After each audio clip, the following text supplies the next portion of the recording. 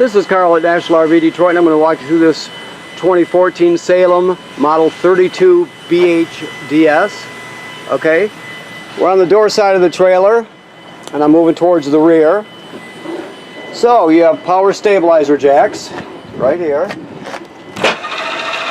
You don't lift the trailer with them, you just stabilize it. There's a one switch for both rear, and then the other switch up front is for both front. Okay, you have a grill back here, and this is a quick connect LP fitting right here. You use that to connect the LP hose to your grill. Of course, you have some water and a refrigerator outside. This water fill is in case you don't have plumbing on the campsite. You can, if you don't have city water, you can just pre-fill this fresh water tank through this port here, and then you can pump the water. So you can camp and have all the shower and the toilet and everything work just like you have city water, even if you don't, by carrying your own water with you. Okay, I went a long way to say that, but I got it out. You have a power awning with an LED strip, light strip. This is your water heater. This is a works. Let me see what we got here. This is both gas and electric. Keep in mind, for the electric part of it, there's a switch right here. I don't know if you can see it, but it's a little rocker switch in the lower left-hand corner. That's for if you want to run the electrical part of it. So there's a heating element behind this cover here that is operated by this switch. To operate it on gas, you have to use the switch inside. Also, to drain it, you use this plug right here. It's an 1 1/16 6-point socket. Okay. All right. That is the vent for your range hood. You always want to free up the baffle by moving those little latches on the corner so it'll flap freely and vent freely if you're going to use the fan and the range hood. Okay. Otherwise, leave it shut. You have a crank that you can use. I believe probably the stabilizers will work with a crank too. I'll tell you when I get on the other side.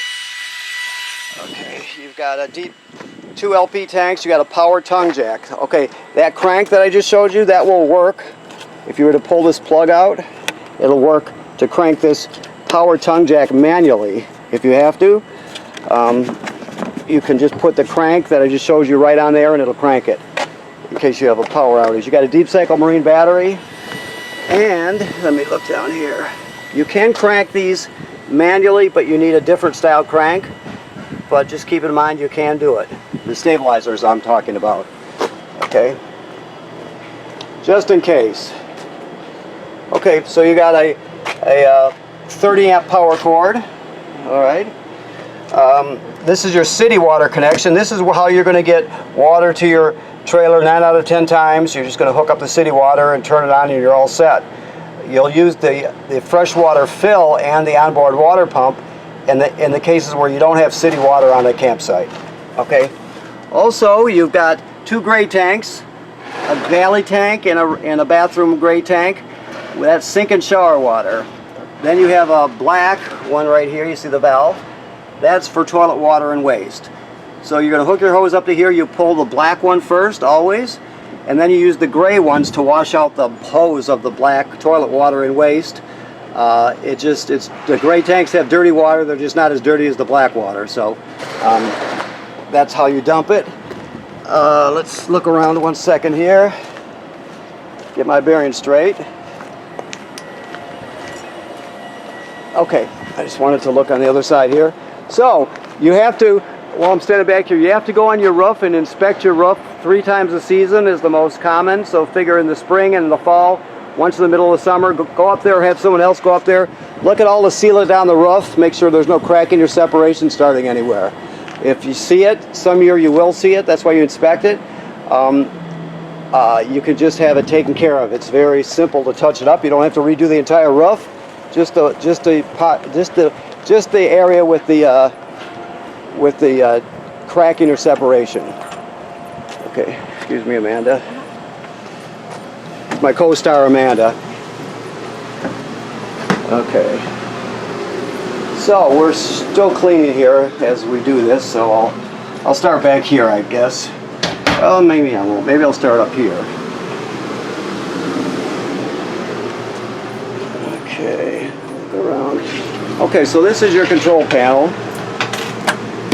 right here. It's right inside the door. To turn your water heater on gas, it's just right here. Always make sure there's water in the water heater tank before you turn on any power source. Okay, and then you can test your battery right there. Your fresh water tank has a little bit of water in it, a third full, but we're water testing it. Your black, same, gray, galley. So as they fills up in 1/3 increments until you get to full. Obviously, once you get past the 2/3, you're going to start thinking about dumping your gray and black tanks. I told you it has an onboard water pump. That's right there, and your slide out switch is right here. Okay. Okay. As I look around here, get my bearings straight. Here it is. Okay. So this is your power awning switch right here. There's the fire extinguisher there, the door frame, we're right here. So it goes out like so. Whoops. Okay, let me go and open that door. You gotta have that door in the bathroom straight out or closed so it doesn't hit the awning arm. So let me get that right here. Excuse me 1 second.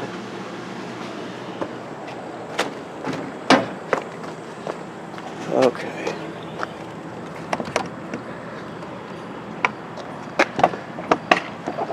Okay. So, now we're in better shape.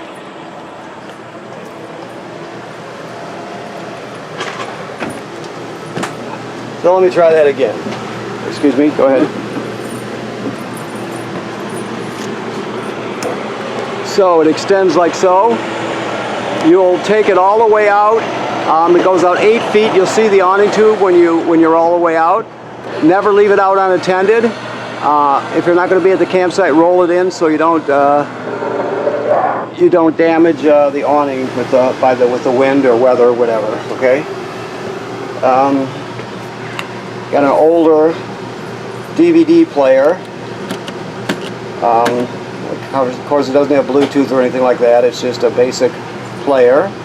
So keep that in mind. But you can always upgrade this. You'll be able to find one that fits right in this hole, or else you can trim it and fit whatever you want in there if you wanted to upgrade it. It's not necessary, but if you wanted to upgrade it. Okay, and you have storage underneath your bed, of course. This couch jackknifes flat, turns into a bed. The table, you can pull the poles out of it and set the top down on these cleats here. And you can put the cushions over it, make it into another bed. Alright. Microwave works like any other microwave. I told you about the vent on the outside. If you're going to run the fan, make sure you open the baffle so it flaps freely. Okay. Your stove, I don't know if he's got the gas on, but we'll see here. Oh yeah. So you're just going to spark this clockwise and it lights, that's all. The oven's a little different. Looks like the oven's never once been used, which is not uncommon. I see it all the time. You can see 10-year-old trailers that have never had the oven used once. But to operate it, I'll just give you a basic tutorial here. You're going to go to pilot and depress it. You hold it in. Now back here, all the way to the back on the bottom is a pilot light. So you're going to need a lighter with a long neck, and you'll light that pilot light while you're holding this in.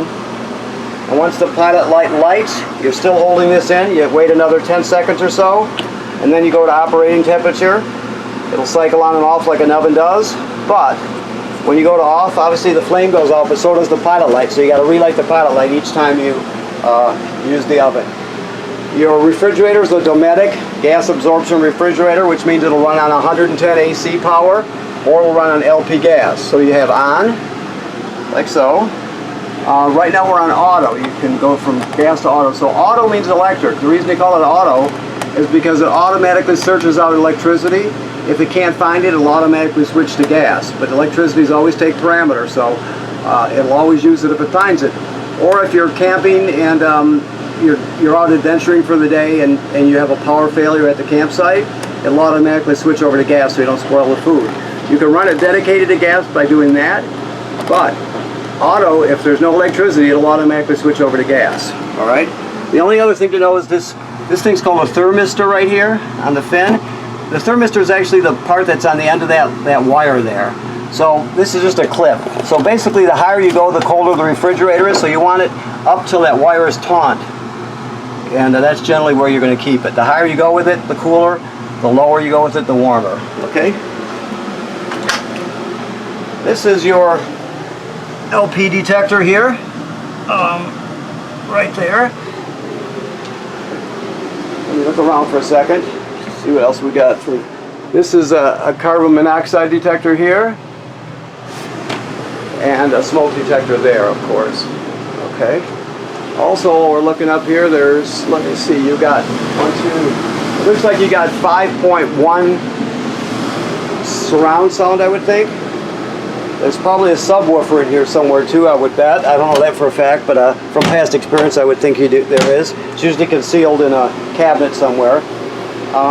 Also, to keep in mind that under here, see this red light here? If you can see it. Yeah, I can shut that off if I want, but you want it on. That's the signal booster for your digital antenna. So when you hook the TV up, you hook it up to that, and make sure if you're using, over the air, you want that to be on. You want that red LED to light up. All right. So let's see what else we've got here. I'll go this way. Okay. So the thing to know about the bathroom, the sink and shower work like any other sink and shower. This GFCI here, all the plugs will be wired through it. There's probably another one in the front of this trailer, just judging by the size of it. But keep in mind, even if the plug outside blows, there'll be a GFCI that has to be reset. All right. When it comes to the toilet, you can't use this without chemical and some water in the black tank. The black tank. Let me see if I can find it. This flusher here. Hold on. There it is. The black tank's directly below. So when you come in, you pull to the campsite, you hook up your power and your water.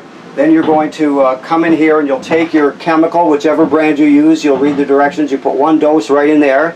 Then you'll flush it by stepping on the pedal. But you'll hold the pedal down, and because the water's hooked up, water will be swirling out, and you'll just stand on it until it puts about a gallon or two into the black tank. Gallon's good enough. 2 is okay. It's just somewhere in that general area. The bottom line, like I said, is you got to have some chemical in it and a little bit of water to start off. Otherwise, you'll regret it. So make sure you add water and chemical to it before you start using a dry black tank. Okay? All right.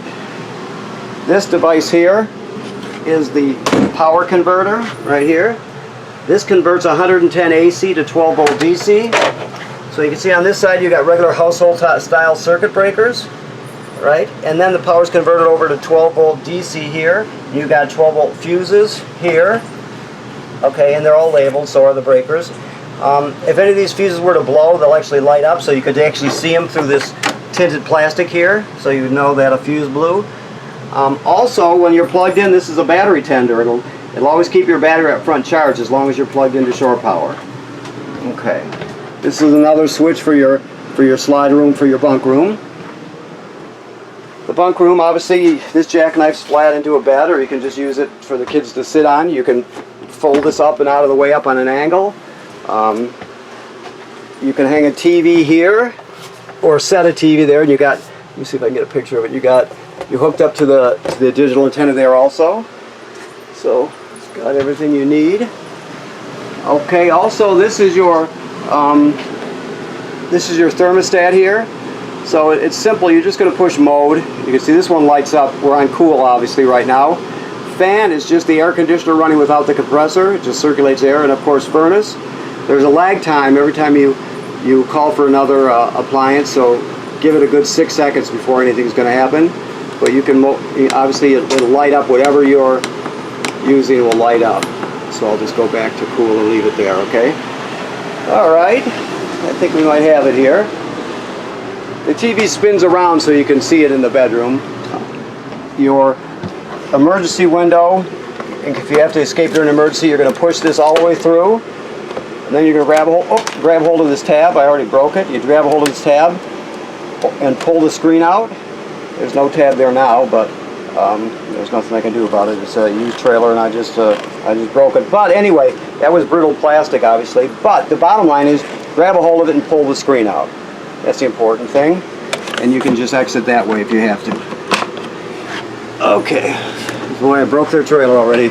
I broke their trailer. Sorry about that. Okay. Let's see. I think that covers everything. So, first of all, thanks for buying your trailer from National RV Detroit. And keep in mind that you have to inspect the seals on the trailer like I told you. And this trailer also has to be winterized in the fall, so you don't freeze the pipes or any of the plumbing, so you have to put antifreeze into it. Well, that's neat. It's the first time I've ever seen that feature. Very, very different. I just saw something for the first time. Okay, well, thank you very much, and make sure you plan ahead and do a lot of camping to enjoy your trailer. Thank you.